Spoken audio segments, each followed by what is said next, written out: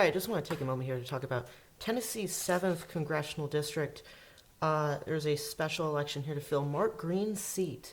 He resigned from Congress to take a private sector job, and since then we've had the primaries, and here we are closely watching a seat that Donald Trump won by 22 percentage points.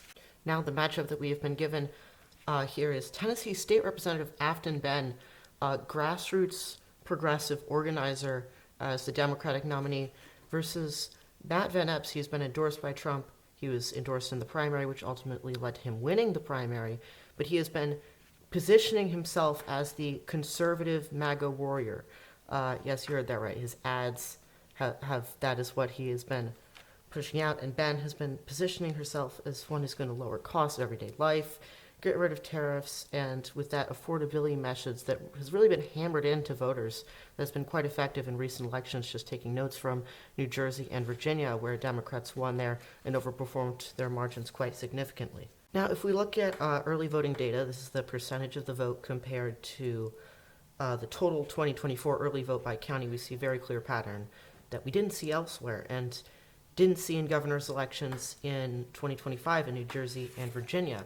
Actually, in Virginia, there was concern among Democratic pundits because the areas that were really Democratic strongholds just weren't turning out as much in the early voting as many more rural areas were. Not rural, but suburban, and the Democratic counties were not turning out as much, and there was significant worry.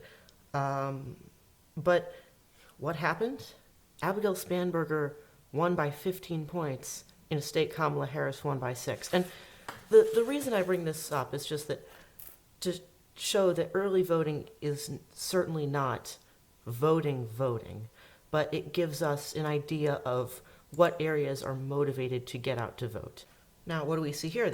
We see the areas surrounding Nashville. This is western Nashville, not really liberal Nashville, but we see Clarksville in Montgomery County turning out a lot.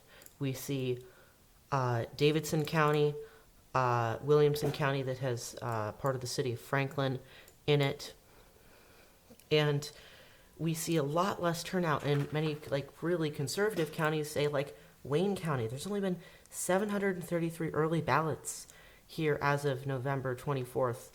And you can actually see it on the graph that VoteHub wonderfully provides, the turnout by 2024 margin. The fact that there is a curve here, that more Democratic areas are turning out at such a higher rate, should be a very encouraging sign for Aftyn Behn's campaign.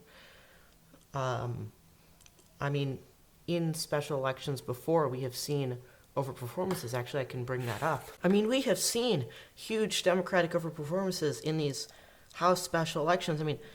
Arizona 7th, Democrats won it by 27. They won it by 40.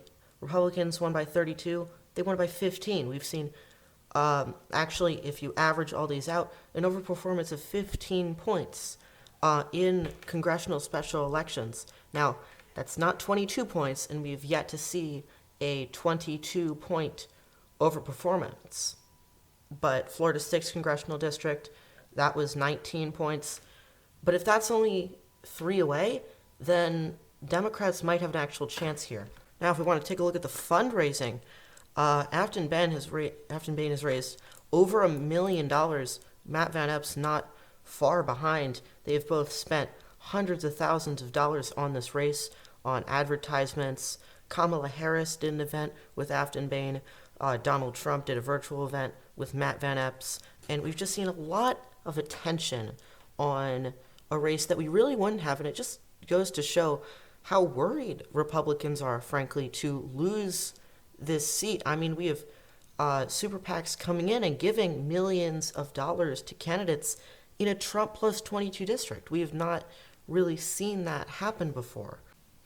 Now, I have on mine, this is a spreadsheet here for the House of Representatives, is a work in progress, but I give Democrats a 48% chance of winning, with projected margin being 0.3% for Matt Van Epps. But I don't know, that might seem shocking. I might be very Dem optimistic, and I'm not sure here, but I have 48-52 for my prediction. This has been pretty accurate for the 2025 elections overall. I actually underestimated Democrats in New Jersey and Virginia. So if that's showing only 0.3% advantage, then we might wake up to Congressional Representative Behn. I do also want to bring up some of the predictions from pundits. Inside Elections has this as lean Republican. We have lean, likely. Last election cycle, this was safe across the board for Mark Green. And we are just seeing a special election environment that we've never seen before, where Democrats are so incredibly motivated to vote, mostly because of Donald Trump. I don't think this would be a competitive race if Kamala Harris was president right now. And just looking at this early polling, we've seen a pretty consensus that Matt Van Epps is only polling around 51% of the vote. Workbench strategies did work with Bain's campaign for this, but then Impact Research, they're also leaning Democratic, but they found those same numbers. And we just, again, it is so surprising to me that we have this competitive of an election.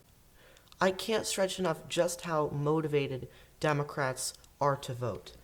We are also seeing that in these early voting margins. I mean, look at that correlation. Should be very worrying for Republicans in this district. Now, am I saying that Democrats are going to win this district? I've talked a lot about the good signs for Democrats here. Ultimately, this is still an extremely Republican district. It was gerrymandered to be Republican. If Democrats do win this, they are not winning it in 2026. This might be a Doug Jones kind of thing. But again, it's important to note just how good of a position Democrats are in, that they, not in a good position, but a better position than they would be in a general election cycle. Thank you for watching. If you like this or want more updates on all things politics, make sure to subscribe. Always remember to politic.